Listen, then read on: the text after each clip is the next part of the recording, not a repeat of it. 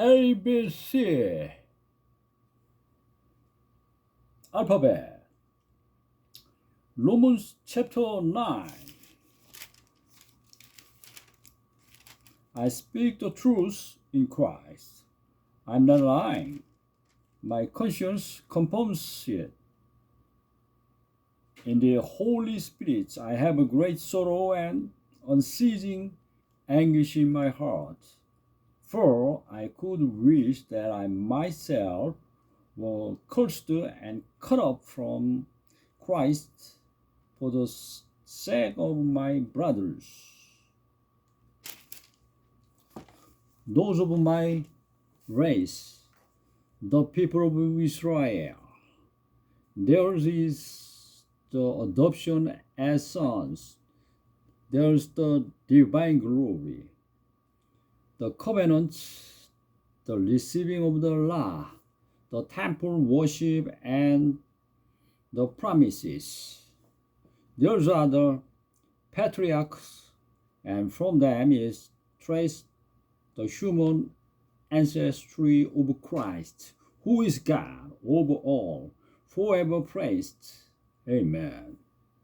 It is not as though God's word had failed, for not all who are descended from Israel are Israel,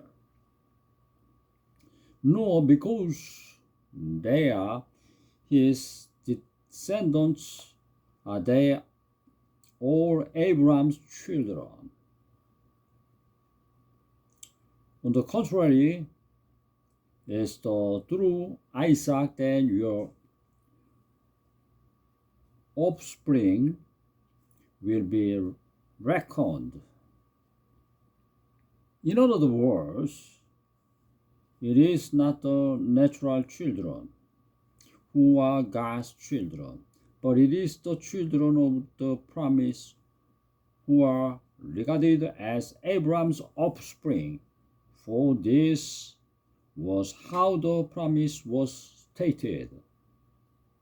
At the appointed time, I will return, and Sarah will have a son. Not only that, but Rebekah's children had one and the same father, our father Isaac. Yet, before the twins were born or had done anything good or bad, in order that God's purpose in election might stand, not by works, but by him who calls. She was told, the older will serve the younger. Just as is written, Jacob I loved, but Esau I hated. What then shall we say? Is God unjust? Not at all. For he says to Moses, I will have mercy on whom I have mercy, and I will have compassion on whom I have compassion. It does not, therefore, depend on man's desire or effort, but on God's mercy. For the scripture says to Pharaoh, I raised you up for this very purpose, that I might display my power in you, and that my name might be proclaimed in all the earth.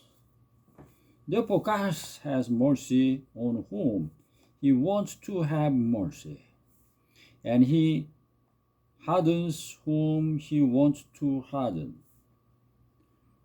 One of you will say to me, then why does God still blame us?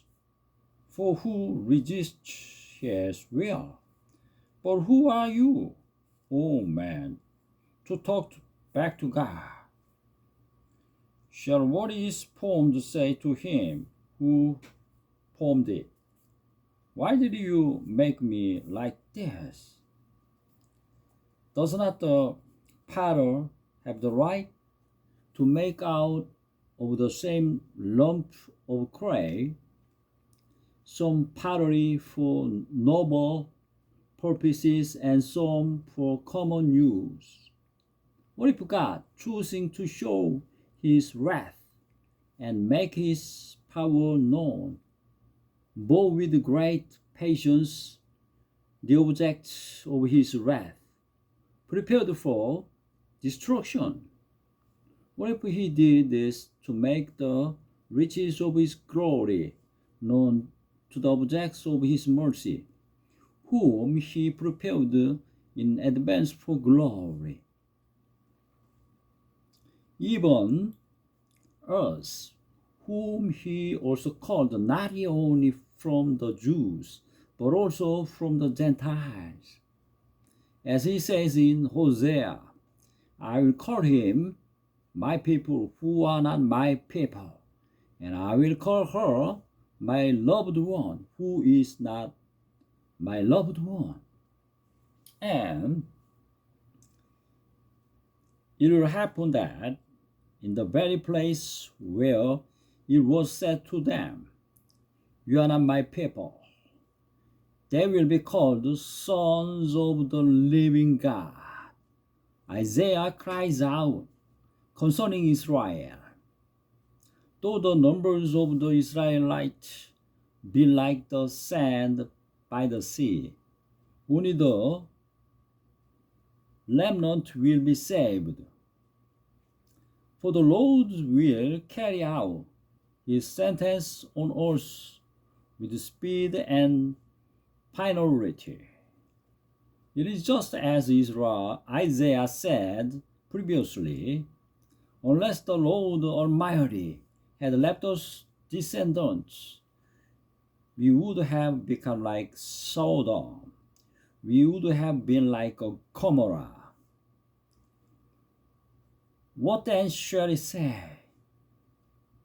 That the Gentiles who did not pursue righteousness have obtained it, a righteousness that is by faith. But Israel, who pursue a law of righteousness, has not obtained it. Why not? Because they pursue it not by faith, but as if it were by works. They stumbled over the stumbling stone, as is written, see, I lay in Zion a stone that causes men to stumble, and a rock that makes them fall, and the one who trusts in him will never be put to shame. Subscribe it.